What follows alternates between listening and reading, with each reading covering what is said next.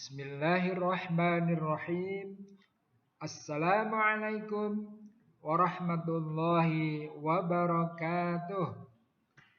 Alhamdulillahirabbil alamin. Wassalatu wassalamu ala asrofil anbiya'i wal mursalin nabiyina Muhammadin sallallahu alaihi wasallam. Amma ba'd.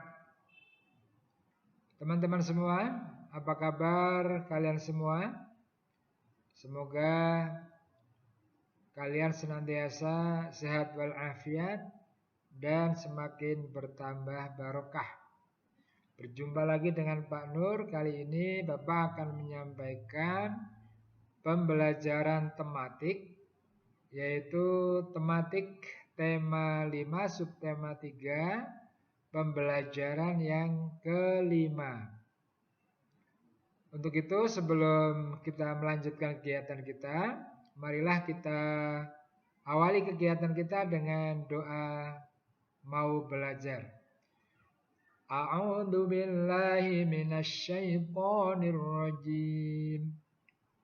Bismillahirrahmanirrahim.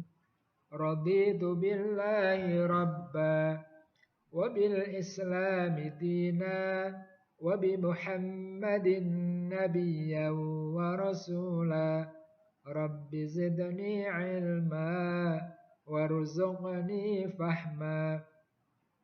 Allahumma anfa'ni bima 'allamtani wa 'allimni ma yanfa'uni wa zidni ilma. Alhamdulillah, kita sudah berdoa kepada Allah Subhanahu wa taala. Semoga Allah Subhanahu wa taala memberikan kemudahan dan kesuksesan kepada kita semua di dalam mempelajari ilmunya, khususnya ilmu tentang diniyah. Teman-teman semua yang dirahmati Allah Subhanahu wa taala, pada kesempatan ini apa yang akan kita pelajari? Yang pertama adalah membuat buklet. Yang kedua, mendiskusikan kebijakan pemerintah dalam menghadapi masyarakat ekonomi ASEAN. Nah, sekarang kita mulai terlebih dulu bagaimana cara membuat buklet. Apakah kamu tahu apa itu buklet? Nah, teman-teman semua, selain poster, mempromosikan suatu barang dapat juga dilakukan dengan menyebarkan alat promosi lain yang disebut dengan buklet. Nah, ini teman-teman ya, bentuknya seperti ini. Nah, ya. Nah, itu ya, itu adalah buklet. Nah, sekarang apa itu buklet? Buklet adalah buku kecil yang berisi informasi tentang sesuatu. Dalam wirausaha dapat berisi penjelasan tentang suatu produk. Buklet dilengkapi dengan keterangan produk, gambar atau foto produk, dan kadangkala harga suatu produk. Lalu bagaimana cara membuat buklet? Nah, ikutilah langkah-langkah berikut ya teman ya. Yang pertama apa? Siapkan bahan dan alat. Bahan dan alatnya adalah kertas HVS A4 misalnya ya. Alat tulis, alat mewarnai, lem, pelubang kertas, dan pita. Yang kedua, menentukan isi buklet. Nah, buklet yang dibuat untuk keperluan promosi produk apa? Misalnya wirausaha buah-buahan, ya, sayuran, kerajinan, dan lain-lain. 3, menentukan isi setiap halaman. Yang keempat, menumpuk lembaran-lembaran kertas HVS hingga membentuk buku kecil. Yang kelima, melubangi tepi buklet dengan pelubang kertas. Karena nanti akan kita ikat dengan pita.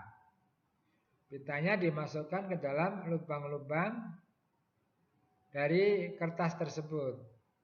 Yang keenam, menulis judul pada bagian depan, kemudian menulis daftar isi.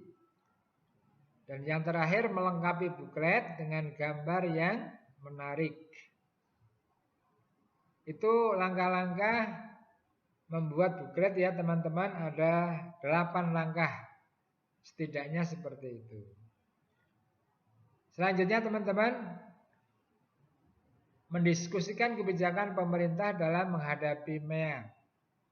Kamu sudah tahu tentunya apa itu MEA ya.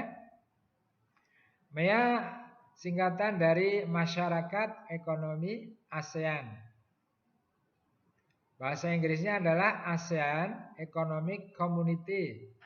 Ya. Nah, perhatikan di sebelah kanan ada foto ya. Foto para menteri ekonomi dari negara-negara ASEAN yang berkumpul pada tanggal 31 Oktober tahun 2019 di Bangkok, Thailand, mengadakan pertemuan terkait dengan MEA ya.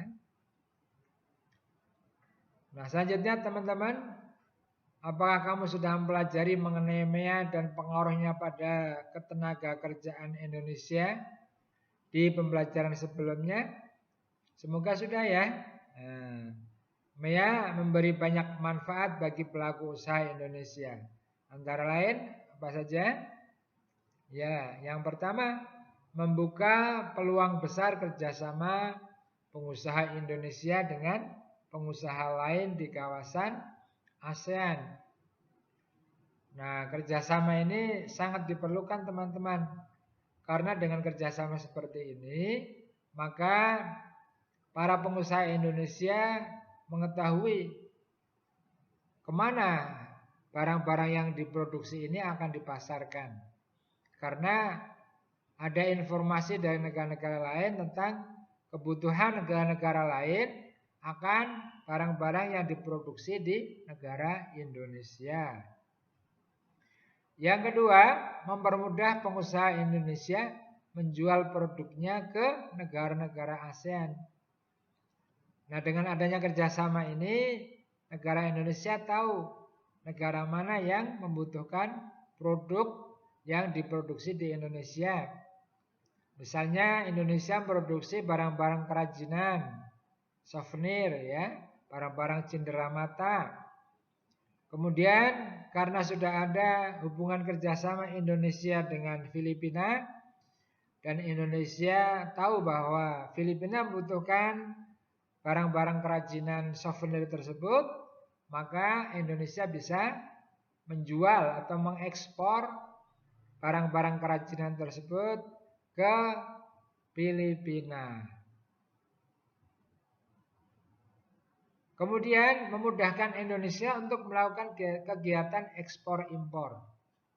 Dengan adanya kerjasama tersebut, seperti tadi sudah Bapak katakan, Indonesia bisa mengekspor barang-barang yang dibutuhkan oleh luar negeri yang diproduksi oleh Indonesia tentunya ya.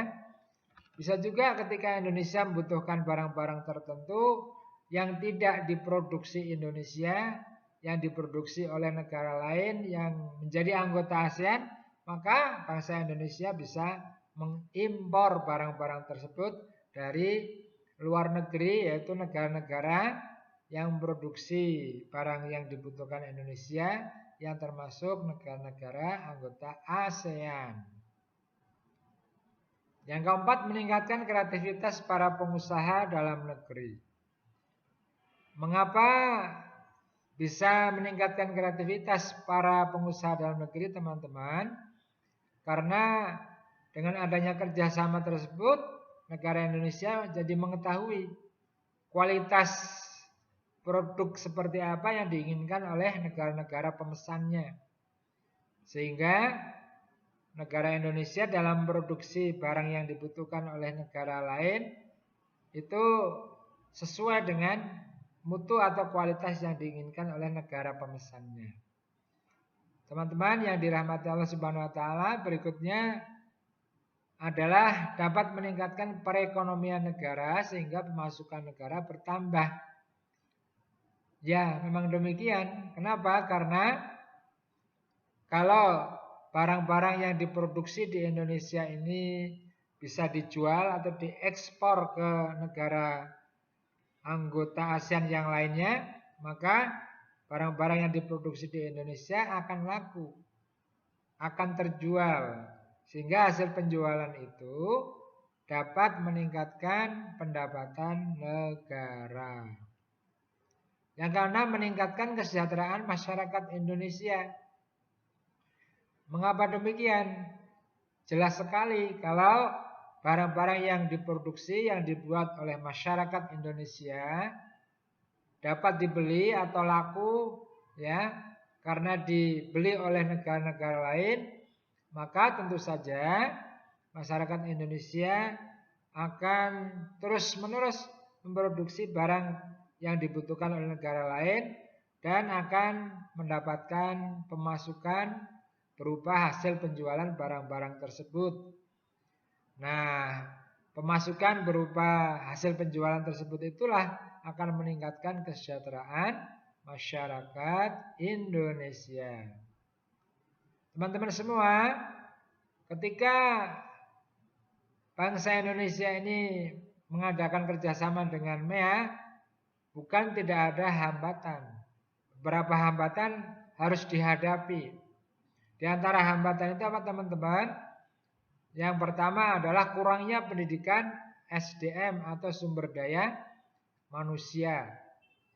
Nah, dari sekian banyak orang Indonesia yang ingin kerja di luar negeri, ini kebanyakan kemampuan bahasa Inggrisnya rendah, keterampilan yang dibutuhkan oleh negara lain juga rendah.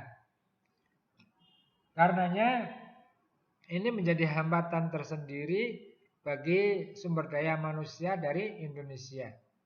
Yang kedua, ketidaklengkapan prasarana yang membuat arus barang dan jasa terhambat. Misalnya alat transportasi, ya, yang dimiliki oleh Indonesia untuk mengantarkan barang ke luar negeri masih terbatas. Sehingga ini menjadi hambatan tersendiri bagi kerjasama dengan negara-negara ASEAN dalam bentuk ekonomi. Yang ketiga, terbatasnya ketersediaan energi dalam bentuk siap pakai. Jadi tenaga kerja yang siap pakai yang dibutuhkan oleh bangsa lain atau negara lain ini masih terbatas sifatnya. Karenanya bangsa Indonesia membuat strategi untuk menghadapi hambatan tersebut. Apa saja teman-teman? Yang pertama, meningkatkan standar mutu pendidikan, misalnya dengan pengembangan kurikulum serta meningkatkan mutu sekolah dan tenaga pengajar. Diharapkan lulusan dari sekolah ini mampu menjawab tantangan yang dihadapi dalam kerjasama MEA, Masyarakat Ekonomi Eropa. Kemudian yang kedua, memberi pelatihan kepada calon tenaga kerja yang akan bekerja di luar negeri. Keterampilan dalam bentuk bahasa asing, ya, entah itu bahasa Inggris, bahasa Korea, bahasa Arab, atau bahasa Jepang. Bahasa-bahasa di negara tempat calon tenaga kerja itu akan bekerja. Atau keterampilan lain, keterampilan memasak, keterampilan menjadi babysitter, keterampilan dalam mengoperasikan mesin dan sebagainya. Yang ketiga, membina usaha mikro, kecil dan menengah atau UMKM. Untuk apa? Untuk meningkatkan kualitas produknya sehingga dapat bersaing dengan produk luar negeri. Yang keempat, menyiapkan produk-produk unggulan untuk bersaing di pasar ASEAN. Produk-produk unggulan yang diproduksi di Indonesia tentunya dan tidak diproduksi oleh negara-negara lain yang menjadi anggota negara anggota di Forum ASEAN. Demikian saja teman-teman yang bisa disampaikan pada kesempatan pembelajaran ini, yaitu pembelajaran tematik tema yang kelima, subtema 3, pembelajaran yang kelima. Semoga bermanfaat untuk kita semua ya. Untuk itu mari kita akhiri kegiatan pembelajaran ini dengan bersama-sama membaca doa selesai belajar. Alhamdulillahi Rabbil Alamin. Subhanaka Allahumma wa bihamdik. Ashhadu an la ilaha illa an. Astaghfiruka wa atubu ilaik. Terima kasih atas perhatiannya. Mohon maaf kalau ada kekurangan dan kekhilafan. Semoga bermanfaat. Assalamualaikum warahmatullahi wabarakatuh.